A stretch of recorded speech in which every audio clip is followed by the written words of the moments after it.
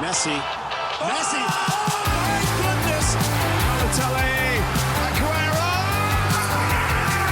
Oh, that is extraordinary. What a head, son. What a head. Back of the net. Hello. It is the Not a Pundit podcast, and we have a full house here today as we stand over the grave of Erik ten Hag's tenure at Manchester United. Yes, the inevitable has happened. We've been saying it for a while. We've saying it for a long time, in fairness, that this is kind of possible as a job like Man United does bring a certain level of expectation and pressure. We've drafted in all the big boys. We have Nate, we have Rob, and we have Connor. Gentlemen, how are we doing? Well, I'll tell you, mate. I'll be honest. As a co-host of a weekly podcast, having Erik ten Hag in the Man United job was always good. It meant there was something to be able to talk about. But we shall see. We shall see how the next hour or so unfolds. How are the United fans feeling? Yeah, I'm feeling. I'm feeling relieved. I feel like it's over now. Like we sort of have to look ahead now. So I'm excited what's to come. I'm excited about the appointment, but yeah, I think the overall feeling just I'm glad it's over. Robbie, what are you saying? How are you feeling today? I'm a bit annoyed. I know it sounds silly. Maybe it's just me, but like I knew that Erik ten Hag wasn't a great manager. You can play back the clips I said to you guys last year. I never was convinced. Wasn't convinced by his tactics, by his signings, by how he communicated. I just don't think he's a very convincing elite level manager. But I thought Ineos had more about them. I actually thought they knew what they were doing. They gave it a big sell when he took over. They really wanted to take over the football side of things and put shape on it. And United fans were told through briefings with certain newspapers and media outlets that like these are the real deal. And they chased Ashford and they got the guy from Man City and Wilcox from Southampton, and they've just looked worse than Ed Woodward. Like, why didn't you just sack Ten Hag in May? Well, this is what I don't understand, and Killian, myself and yourself been talking about this quite a bit, and the fact that they only came in July, and can you judge them off July through October? But like, it seemed like they were billed as the Avengers coming in. Like Omar Barada is a serious operator, so is Wilcox, Ashworth too, and it's kind of just like every big decision they've made since taking over, bar the likes of, I suppose, some backroom staff bringing in Rude, it's questionable. Like it's if you were good, like we were waxing lyrical a couple of episodes ago that if you're gonna get rid of him, do it in the international window. Like I don't know about you, Killian, but for me, it just seems like disarray in an Ed Woodward style. I don't think it's. I'd like to think it's not as bad as that, but it ain't looking great, man. I think he was kept on to buy time for the likes of Ashworth coming in. Like, there's only so much you can do in a pretty short space of time, and I still think he was their transitional manager. I don't think there was ever an expectation of him being there long term. Now, I think this is more about is his replacement being touted to the other side of Manchester and having to jump on that and hop on that sooner rather than later. But Nate, do you think in the analogy as I always use, was this as much the kind of Steve Bruce at Newcastle? He's the last piece of the old puzzle, and to move on to the next one, he had to go no matter what? Or was it a little bit more, performances aren't great, playing Mazraoui as a 10 instead of Amad Diallo deserved to be sacked off the back of that? A bit of both, I suppose. But I struggle to criticise Ineos for last summer, purely just because of all the different things that was going on. Obviously, we won the FA Cup. Instantly becomes harder to sack a manager after you win an FA Cup. Ashford wasn't in the door. Barada only just got in the door. Manager options were limited. And then you also have to back up a new manager that comes in. You want your guys in there to do it. I feel like the only really option there was to keep Ten Hag. And I think the big thing that's just come down to it now is it's just become untenable to hold that position. So I do think he was always going to be on the out eventually, whether it was January or next summer. But I don't think they made the wrong decision keeping him. Robbie, I don't know about you, but to me, it kind of Terrible decision. makes me like reminisce of when Di Matteo got let go at Chelsea. He won a Champions League, and they were still like, "No, we have a plan here. Peace out." It's such a bad decision. Like, so even Ashford, like, he might not have been in the building, but he has a television. Like, he can watch Man United play, and they're a bad team. They finished eighth.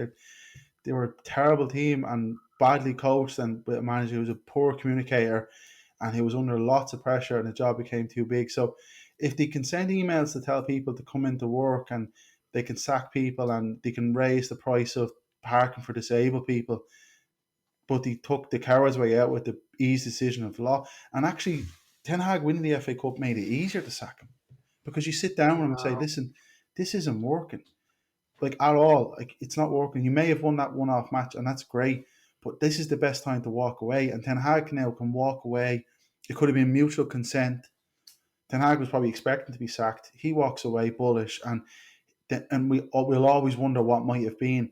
Instead, he stays, and they give him 200 million, and he signs Joshua Zirkzee, who was like, it looks like he won a competition to play for United, and then he signed De Ligt, who's just the Dutch Harry Maguire, and it's just the same thing over and over again. And Amaram was available in the summer. Like, Liverpool were in talks with him, West Ham were in talks with him. Like, And this, those West Ham talks went deeper than yeah, those and you Liverpool had talks. Tuchel and Pochettino as well, so as other options. So you would have had multiple options, and to come to the Ten Hag being the conclusion makes me think, God, these guys really. There's always more issues at United, but I really thought these guys knew what they were doing on the football side of things, but they just botched this first decision. And like, this guy, Amarin could be a brilliant coach, but at the way they're standing, the position, you probably won't qualify for the Champions League. So you're already rebuilding from a position of weakness. I don't know about you, I Nate. Like, I think where Robbie's going with that is like I too was kind of going after that FA Cup final. Oh, they might have actually twigged it here, like as in there could be something going, but I think that was more just players in a cup final, and I I'm in two minds about this because I really think, looking with hindsight, they should have got rid of him then. But I think, like you're saying, I understand why they didn't. But what's your vibe on it? but I think it's important to look at the timeline. Like we literally did not have a club set up for a new manager to come in the summer. He would have been walking in blind, and we would have gone back and gone, "Oh, it's the same thing all over again. No support for the manager." Like Ashford just came in the last weeks, like last 2 weeks of the window. Like I get what you're saying, but to me, it feels like the only decision was to keep Ten Hag But even because that, Nate, sorry, even Ashford just coming in, like, if United made no signings in the summer, the squad would probably be a better nick than like, other than Ugarte, I who that was an Ashford signing anyway. And Ten Hag I, didn't rate him. He's the only one that looks even half decent. I Like think so. you're being harsh on Well, no, mate, Mazraoui they're and not good Delict. players. Like, Delict Delict has is looked Harry Maguire, solid. basically. They just signed another Harry Maguire. No, Xerxes is like they really didn't. Xerxes is an Ipswich player. Like, he's one of those lads. Like, he's not a top level elite player. So even if, like, the new manager had no one there to help him, they wouldn't be any worse off. They just couldn't be any worse off than they are now. So I just don't see that as an excuse. He was clearly not good enough, and the manager they got was available in the summer for the same price, and he was looking to move, obviously. So they just botched it, really. I do wonder though. Does, even with leaving out the players that he's brought in, be it good or bad, and I think you're being a bit unfair on Delict there. I think he'll bounce back, but I don't know if you guys saw in the press. There's a lot of talk of, and there was throughout his tenure, of how hard his training sessions were. And I know myself and Robbie have previously said, hard work is what they expected as a professional athlete, but it does seem like he was going way too heavy, and maybe it's just players trying to craft a narrative now that he's gone. But I think it was one of you boys threw it in the group chat about when the England camp were kind of going back to their domestic setups, and someone was like, "Oh, so and so, such a player doesn't want to go back to United because all they do is run like that." Like he seems like he's like a 1987 manager, like. But like this is the same thing that happens at United every time. When a manager gets kicked, the next day comes out a 2,000-word article on everything he's done wrong. Yeah, it's like it's straight out of the playbook. Like, to be honest, whatever sessions Ten Hag was doing, if they're wrong, that's on the club and the staff in the club to correct that. That's up to the fitness staff. That's up to the physios. But I will not get behind players going, "Oh, we were running too much. We lost. We had to come in and do extra work." God love you. It's like he's get paid £300 a week. It's not that though, Nate. Like it's It actually. it is. It is. It's up to the people. It's up to the people in the. It's up to the people in the club. But they report to him. No. You can't treat elite athletes like that, though. Now you're not going to bring a horse like the day before Cheltenham on like a cross country run or a Formula One car. Like you don't. This is not how you treat elite athletes. You don't have them running. You know, Rob, like, I could tell you. It's not back in the day. It's not back in the day, Nate, where you that's what you did for training. Like there's different ways to train. No other team in the elite team trains like that, and that's why they got 66 injuries.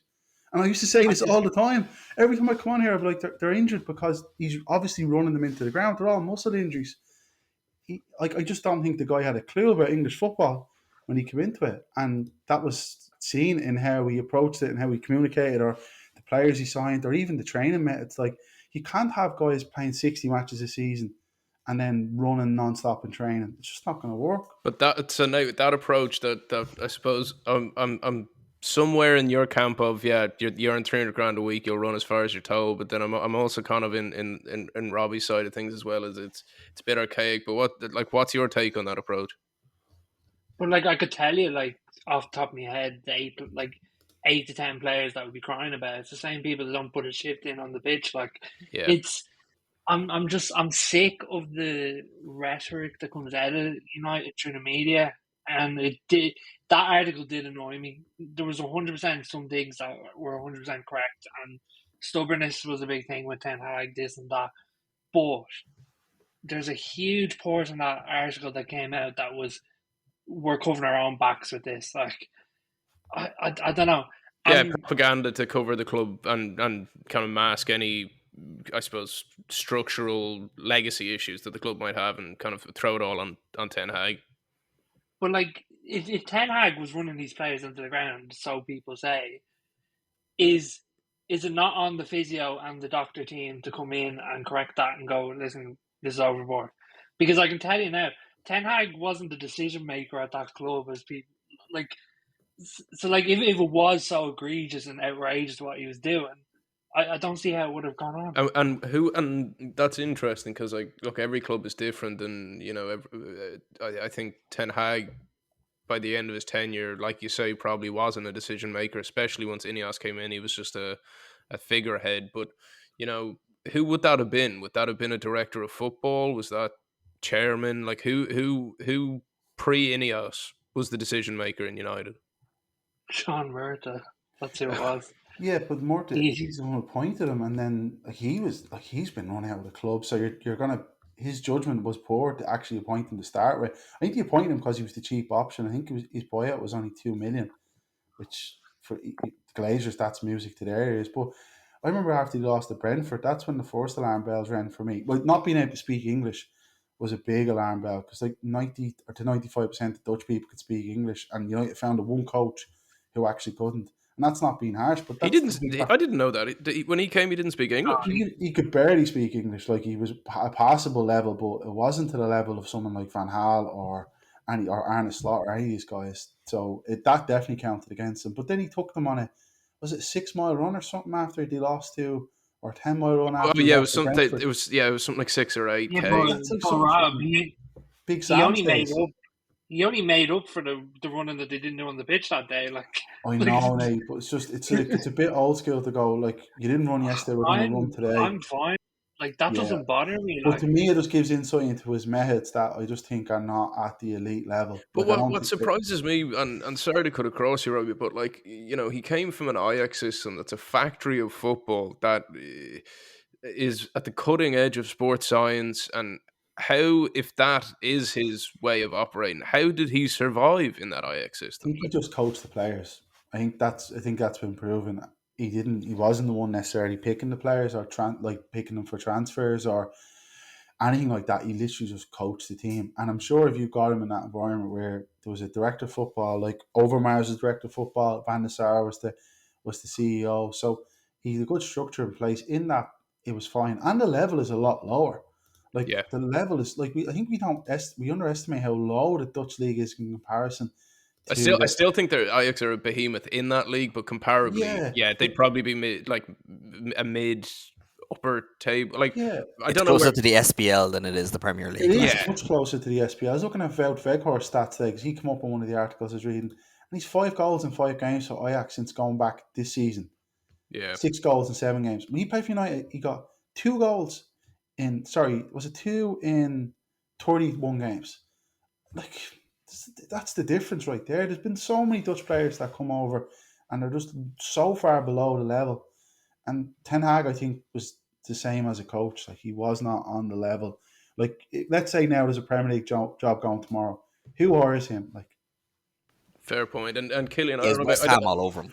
That actually makes sense. But like obviously the two boys are polar opposites of Ten Hag's approach. Where are you sitting on? Are you sitting straight in the fence, Killian? Where are you going? Um, I'm sort of on the fence. He needed to go. I think there was issues with him. I don't think his methods suited a big Premier League club. Um, I think it was just too big for him to handle. And more importantly, and this is where I would place a lot more of the blame, is he couldn't handle the players. And even when he tried to be bad cop and harsh and all that, it didn't come across that way. It came across like the substitute teacher trying to give out. It was never really hitting home. So you had this team that, listen, I saw this at Sunderland when we went down to the Championship and then straight down to League One. When you had players like Cattermole or John O'Shea or these players that have been there for years, had seen managers out, and they can kind of decide when the malaise set in, kind of going, do you know what? You're not worth it anymore. I'll be here in a year's time. You won't be. And I think United got to that point before the FA Cup final. Like I Well, think he in effectively March. lost the dressing room twice. He lost it once at Ronaldo, and he lost it once with Sancho. I The think Ronaldo, I think the Ronaldo one he came back from. I think that was fine. The Sancho one, I don't think it was that particularly widespread in the dressing room. I think there was opinions, but I don't think he was a player worth making or breaking a dressing room. I don't think the dressing room saw that. But when you have like Rashford and stuff, like one of the reasons why I think they got over the line with the FA Cup is the fact that they brought in players like Diallo, like Garnacho, all these young lads that had something to prove, and they Yeah, went out and had they actually had a bit of grit about them and wanted to set up shop. yeah, and they went out and they did that. They went on display. But when you have the likes of a Rashford and stuff, that he doesn't have to try and he'll still play next week. And he is one of them kind of players that when he's good, he's fantastic. But when he's bad, It's a horror show. better off on the bench. Like Nate, I don't know what you think. Do you think the truth is closer to that than it is like Ten Hag was just an awful manager, or do you think that it was just a whole lot of stuff coming together at a bad time and it just needed to And come and to an and I end? think on that, before you answer, take out the players he brought in and what we've been saying about, that he did he run him in the ground, did he not? I think just genuinely in his style of management. I think it's a bit of everything. Like, and I don't think me and Rob disagree on a lot of the fundamentals. I think we disagree on certain like little points that can either be his fault or the club's fault, and I think that's where we lie differently. But Um, I think you can both agree though they're a problem. It's just it's I suppose the blame of it is whether it's the club or the manager. oh, 100%. I just think like a big one is there's this mentality at this club, and we saw. I don't remember seeing it before the FA Cup, so like that's why I'm not willing to say that the dressing room was lost before the FA Cup, because I don't think I saw it. But for the last 6, 7 games, there's just players blatantly not trying, like, and to me that's unacceptable on every level. Do I think Ten Hag's the best manager in the world? No. Do I think he's good? He was good enough to manage United towards the end? Probably not. Um, but do I think so much happened in the middle to make his job untenable? It wasn't an easy, like, look, being the Man United manager is never going to be an easy situation. I think even when Ferguson was there was a lot of things that he was able to manage that never came out publicly until years later that showed how difficult a job it is. But yeah, I would agree with you that he didn't have the easiest set of cards to play with.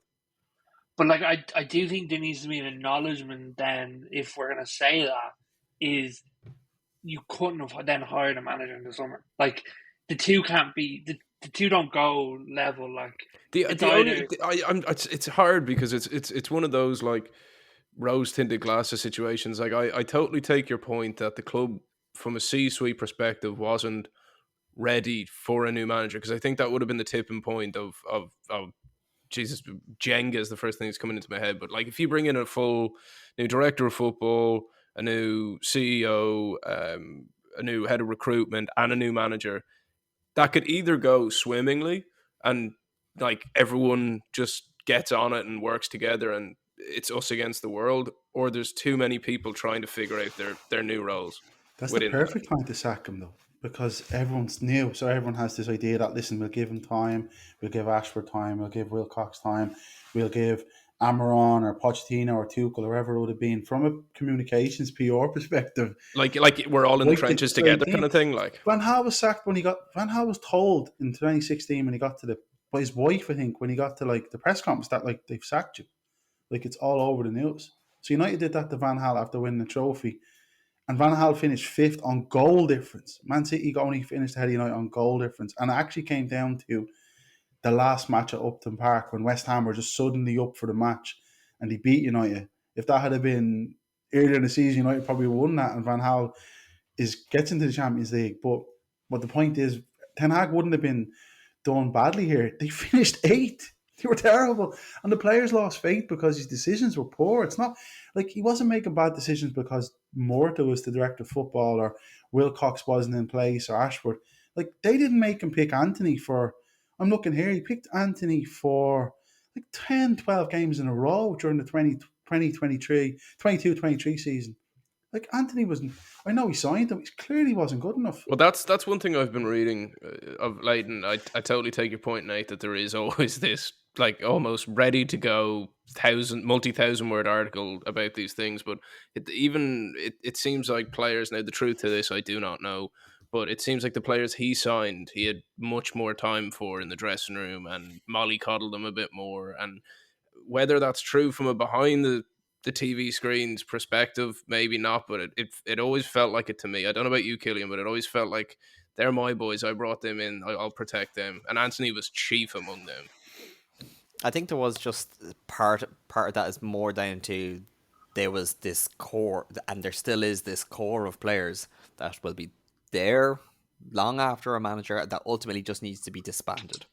The likes of Rashford, Maguire could kind of fit in there. Like, I think getting rid of I think getting rid of now. He like, apparently, even if you believe rumors about his time at Chelsea, he was that same type of a player at Chelsea. Like, I think getting rid of De Gea ended up being a good thing for the dressing room. Really?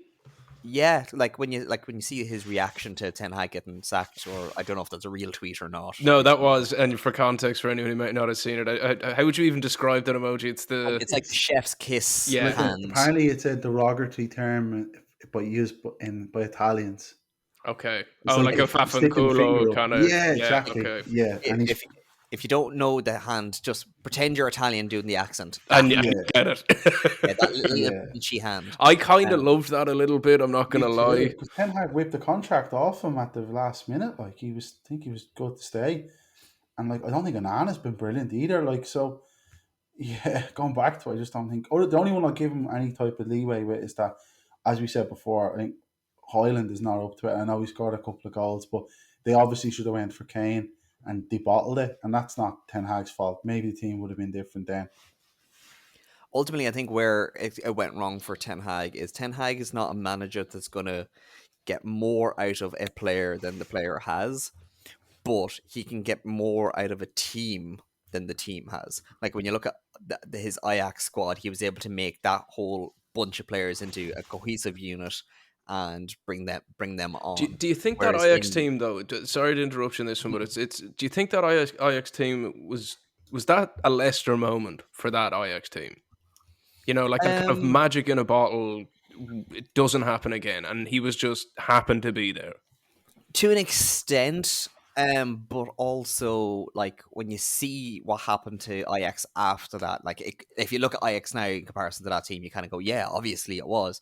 But when you look at what was going on behind the scenes straight after Ten Hag left, between Overmars and then Van der Sar getting ill and stuff, like their whole kind of structure that was able to build up to that was almost instantly dismantled. So like you can't recreate or regenerate when that whole system is then ripped apart. So like sort of, but yes, you know, like but no, like it's not. Like they have that within them, but I think when you have players that are playing for themselves, and I think that's what is happening right now with a lot of Man United players. You need to be able to get more out of that individual, or convince them to be as good as they should and can be. And I don't think he has that within him. I That's think, where charisma and communications come in, yeah, communication skills, and he just didn't have either. That's where, like, Chelsea sacked Pochettino last year. The players absolutely loved him. Like, where Mm. would Chelsea have been last season with the mess that was without that charisma? Same with Tuchel. Like, he has a charisma. This is what these elite managers need, and Ten Hag was definitely didn't have any charisma. Well, I think the biggest alarm bell for me is I think the pressures he was under and his lack of charisma was. Do you guys remember his interview with Alan Shearer on the pitch at Yeah, the FA Cup? felt bad for him actually. Like, yeah, Shearer kind of lobbed him a question going like, Jesus, you played fantastic football today. Like, where has that been the last 8-9 games? Like, that's a pretty vanilla question, let's be fair. Like, it's a veiled kind of pointy one, but like Yeah, delivered it vanilla. And Ten Hag just went red. Like, yeah, and like, I get it. You've every eye in the world on you. You've just won something. You feel like getting the nice, cushy, warm questions. But like, then I kind of thought, okay, writing's on the wall here. He can't hack this. You yeah. know.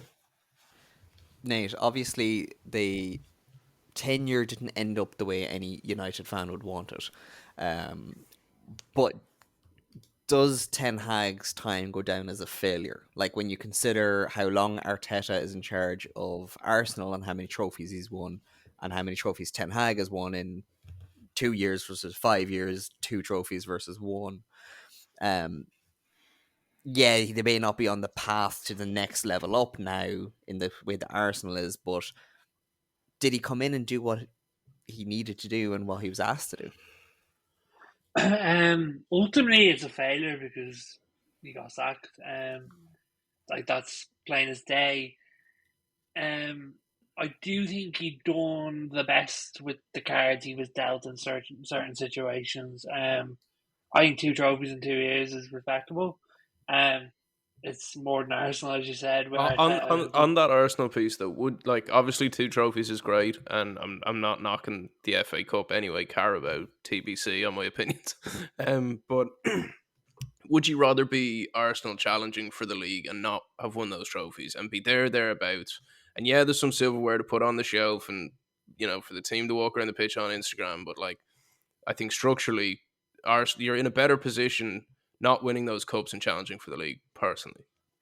I would have rather won the cup. I'd Football's rather the be football. Arsenal. Like I don't watch football for it to look nice, and it's like I want to win, and to see my team win 2 trophies 2 years in a row to me was I can't knock it. Levels above watching them go in a league run and then feel heartbreak at the end of the season. Like I get it Miles from a better. Newcastle perspective. Like we've won nothing in a long time, and I don't count the championship as winning something. But at the same time, I think for a longevity point of view, if you were up there around second, like I'm not saying Amorim is a subpar manager. I think it's a great coup to get him in if it gets across the line like we think it has. But I do think if you're in that second, even third in the league position, you're more talking about getting guys like Zidane in or Ancelotti in or big guys. Not that Amorim isn't or might not get to that level, but I think if you are an Arsenal, there's a different level or caliber, should I say, of manager you can bring in. It's You much better think to be Arsenal are going Arsenal. to get Zidane? Like, It's better to be in Arsenal position though. Like I think Ten Hag lost nearly 28% of his matches. So like basically a I would third have of all thought his that. I would have games. thought it was higher than that, to be honest. Yeah, like it's more than, like, say Mourinho for example lost 23% of his matches only. He scored like what many goals did he score goals for here? Like lower than, like, nearly 100 goals fewer than Solskjaer.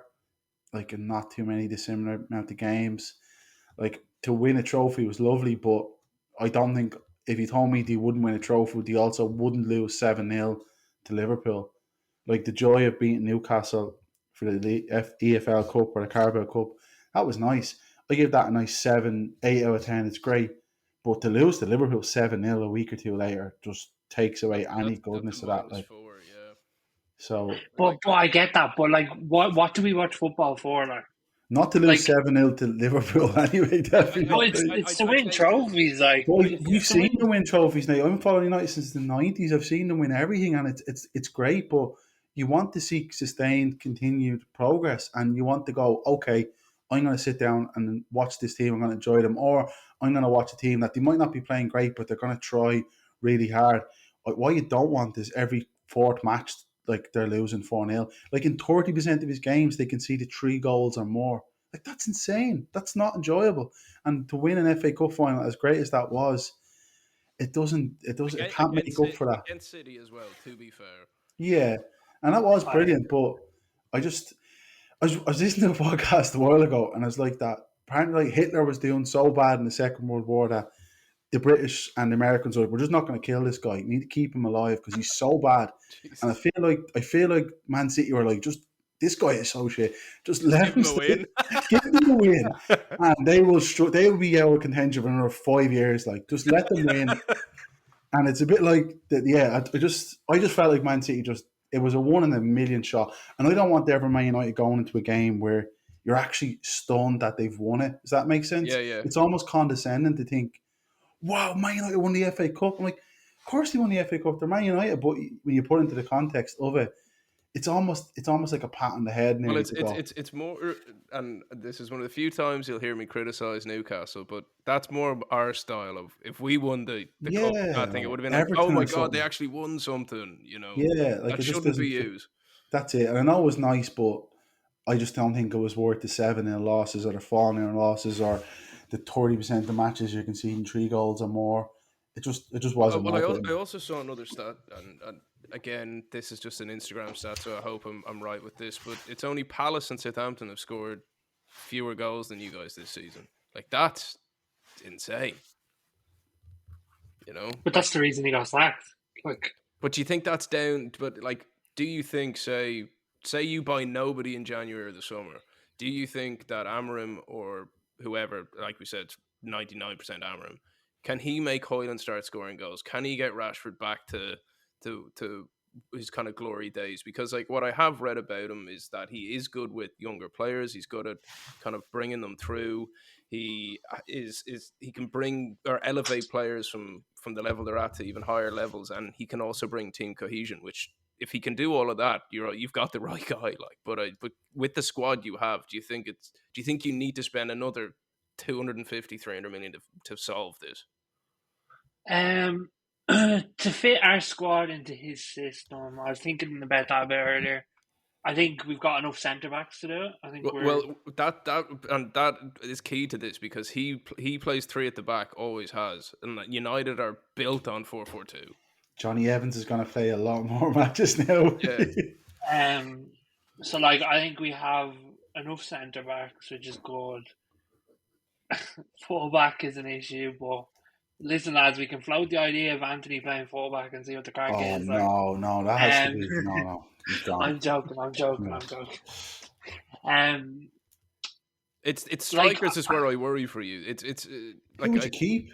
my starting 11 would be Onana in goal, Mazraoui right back or right wing back, Dallo left wing back. This is me incorporating the injuries that we have and our left backs that just can never get fit for whatever reason.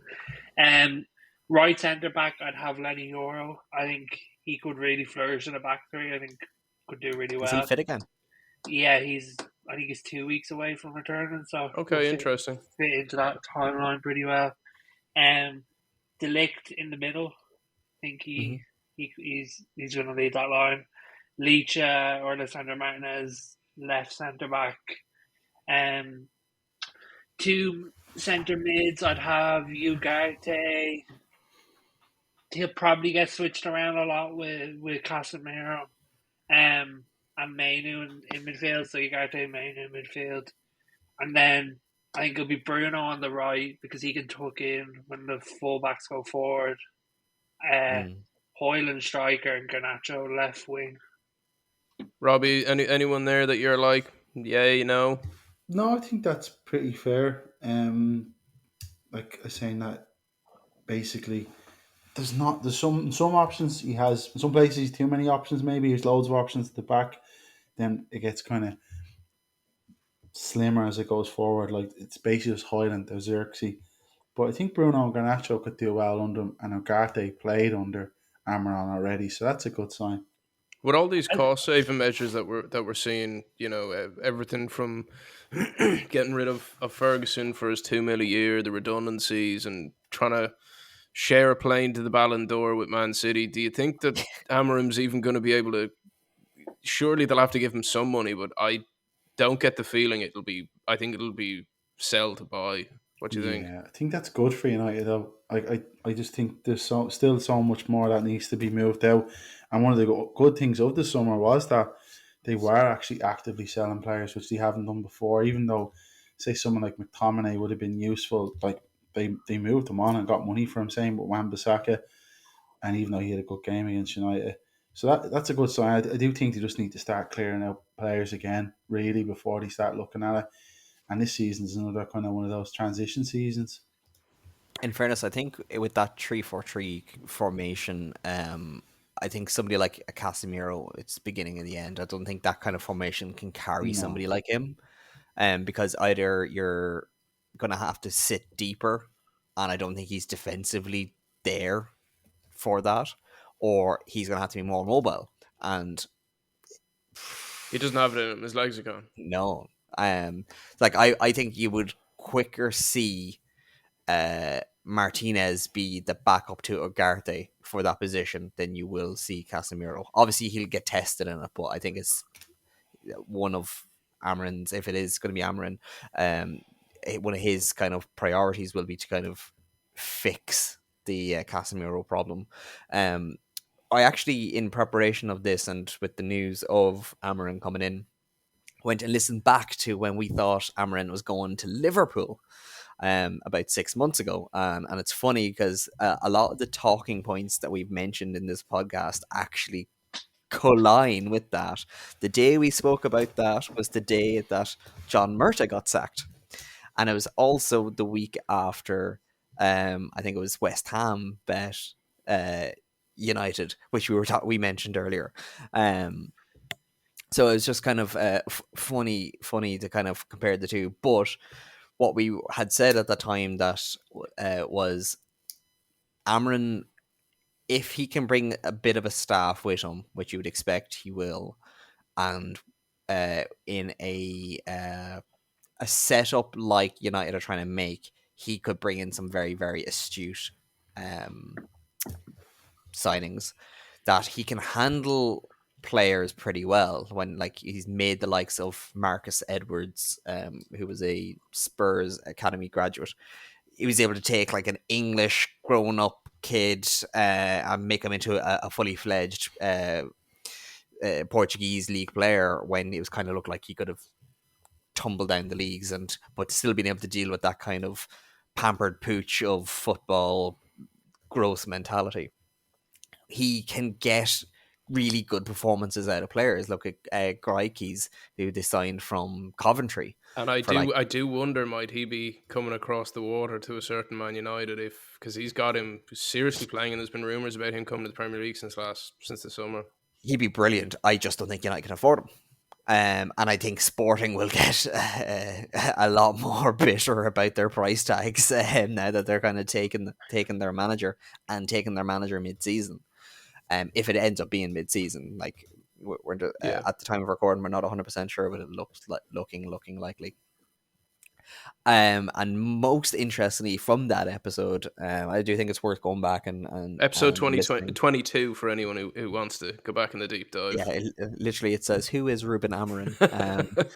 But I put the question to Nate then, kind of going, well, what would you say if he was getting linked to United? And Nate's getting squirmy over there. Like he's getting nervy. Your answer was quite telling, that you were excited by his style of play, that it was that kind of pragmatic, I'll do what it takes to win, and I'll make the players do what I need, which is good. But that you immediately asked the question, is this yet another young manager being hyped up only for failure at a big club? Do you still hold that kind of reservations about him now? I think that's a fair assessment. A real possibility. Yeah, I think I still hold that sentiment. I think we got to be careful with overhyping him. I think. Obviously, I went back and looked at the stats of Sporting, and like just on paper, he's playing some of the best football in Europe. Like stat wise, I think his Sporting team's the only team in Europe to win 9 games and 0 defeats this season. I think the big thing with him is we're signing him, and he has such a defined style of play that he sort of needs to keep it. It's not. I think that's non-negotiable. I think him incoming. He's like, if I come, we play 3-4-3. I hope so, but then again, I've been watching United play 4-2-3-1 for the last 10 years, so it's like I'm excited to move away from 4-2-3-1. Like I'm actually excited to see the three of the back play out and have a bit more defined style of play. The most Amorim's gone to is 3-5-2. You know, so, and I don't know if you have the midfield resources to pull that off. Like, I think the only thing that I'd say about him is, like, just to step up to the Premier League, how will his football translate across? I don't know. I'm excited to see. But I do think we need to go out and get Victor Gyökeres. Like, I don't think there's two ways about it. Like, I think United needs to sign him. But I think it would make so much sense to give him a player that he knows and trusts and has built, because he can, not in a, protect him at all costs way. I just think it makes it an easier landing pad for him, and he's the perfect player to bring in for a United team.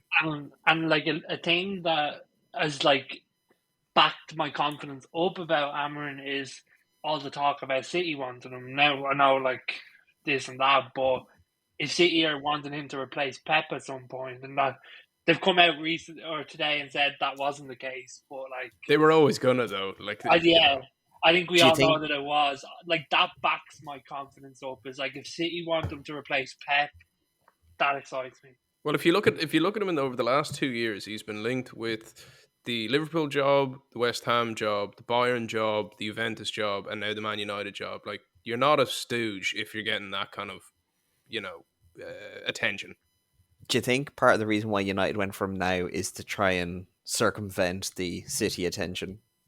I think so, because I think if Pep leaves in the summer with Hugo Viana, ex-Newcastle, I must say, being at City, there's not a world in which he wouldn't have entertained that, with the caliber of players that they can get, and with one of his closest friends being the director of football. That's his title over there, isn't it? Yeah. I think they either got him, they missed Tuchel, or Tuchel kind of seemed to turn them down. Then Tuchel went to the England job. Outside of Amorim, if you could potentially you lost him to City, then I who's think left? I think there was only three options. It was Javi, which it's been made public that we talked to him. Oh, I didn't He's know that. Did you? he's pretty set on a sabbatical, so that wasn't happening. Yeah, And then it was Julian Nagelsmann, but he's 18 months out from World Cup. he's not going anywhere. Yeah, He was interested, but it would cost a lot of money to get him out of his contract with Germany. So there was only three options, but I do think, looking at it from Ineos' perspective, that they picked the right man in terms of how everything falls into place. of those three, yeah, I agree. I think Xavi would have been a mistake in the way that this is still an unknown about him. I do think there's going to be a certain Graham Potter in the conversation from a certain Killian Kennedy that would have. I thought if they were going to go speak to an English manager, I think he was probably going to be the only one. If they're going for an English manager, he is the only one, realistically, because Southgate's not an option. But Potter was never going to be an option. Potter can't handle the diva level of United players. Fair. Ultimately. And I don't mean that to be overly pejorative while I do, but not really. There's just a certain level of expectation and fanfare that is inbuilt to them players that the likes of a Potter just can't particularly handle. But Rob, what I think is going to be a lot more telling, we've seen it with Ten Hag. Ten Hag had a style play at Ajax, and then once he got into United, the pressure got to him, and he caved in and tried to play to what the players. He had amnesia as to what a system of football was. Yeah, and then by the end of it, it was just kind of going, okay, I liked this kind of worked, I liked that, this kind of worked. I'm going to try and amalgamate all of this into a complete and utter, like, non-cohesive, Picasso-esque formation. With a style of play like Amorim's that is not naturally fitting to the squad that you have, would you be happy enough in a year's time for United to still be in the same position now, but be on the path to getting better by players in a transitionary phase of still getting used to, or pretty much only just now getting used to, his formation with the goal of being decent by the end of next season? I don't think I will. I think you need to be at least top six.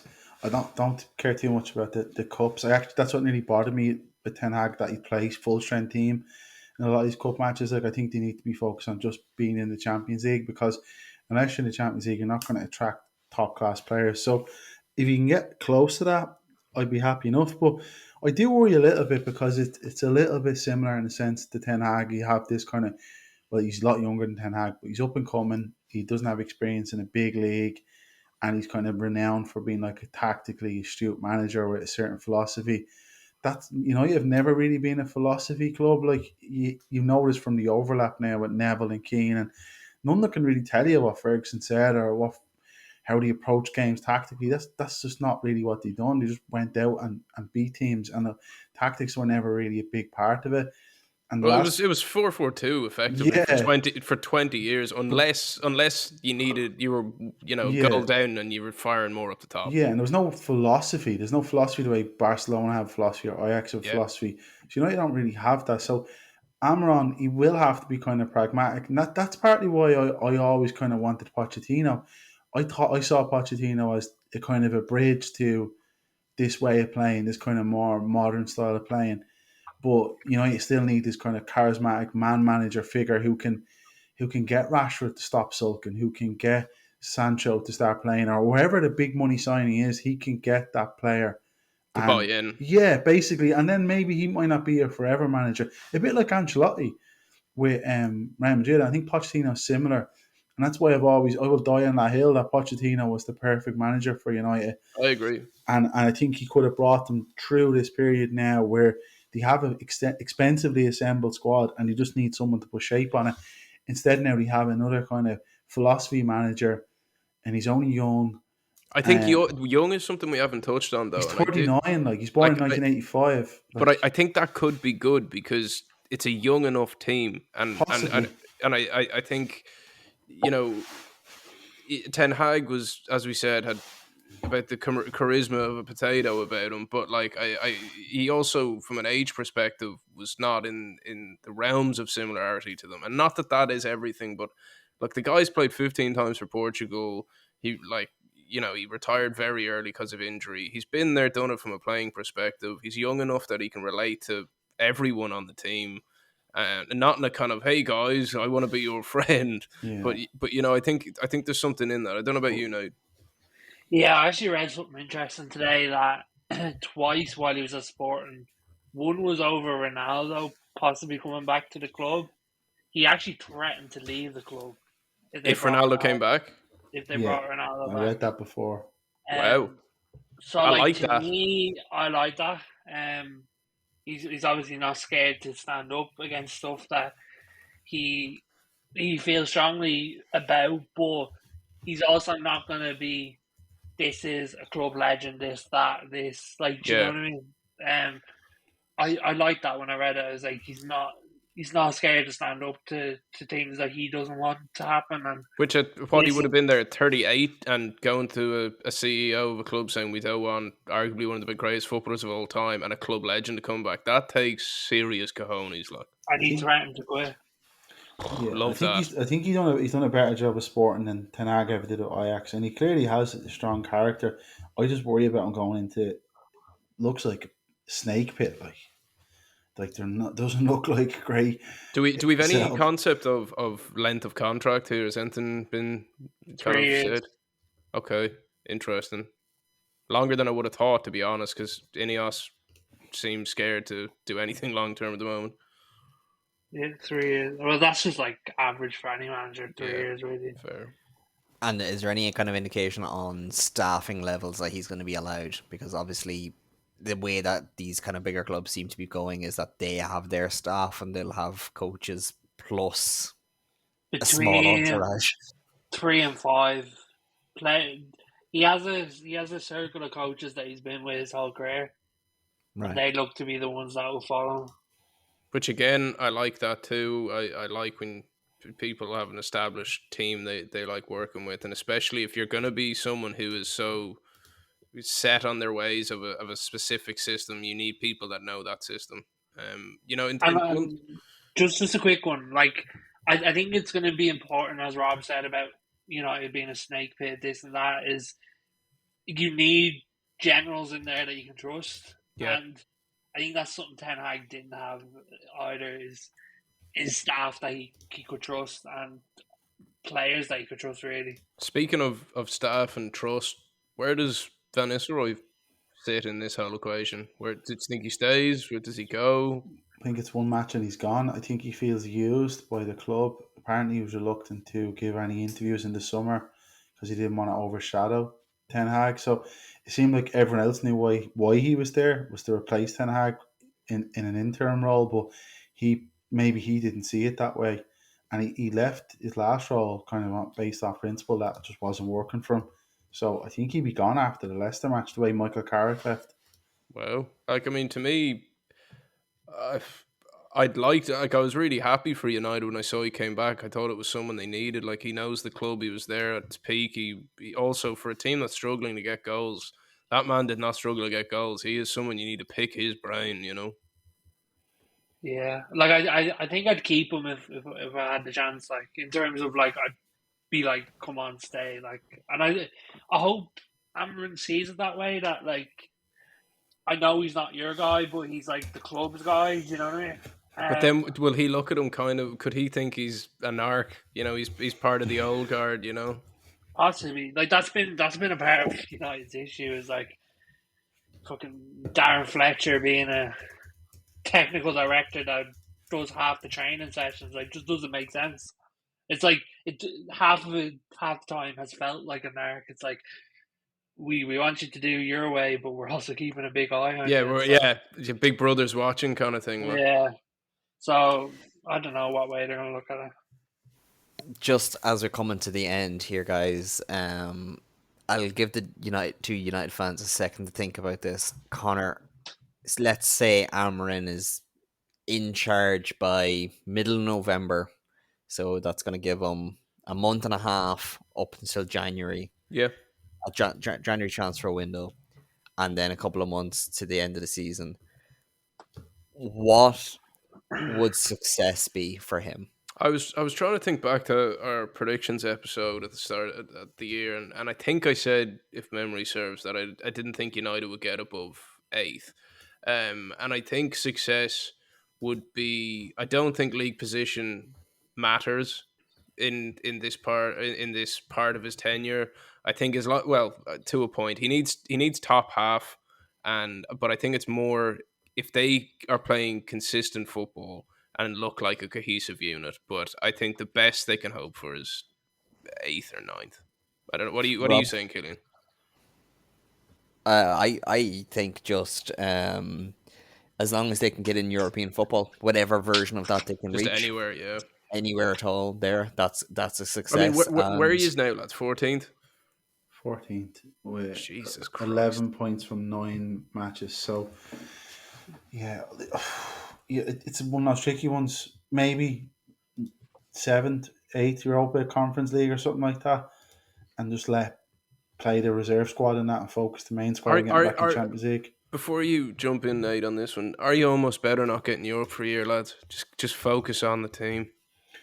I like how Chelsea have done it with the Conference League. They don't bring any of their big players into the matches. Like Cole Palmer's not even registered.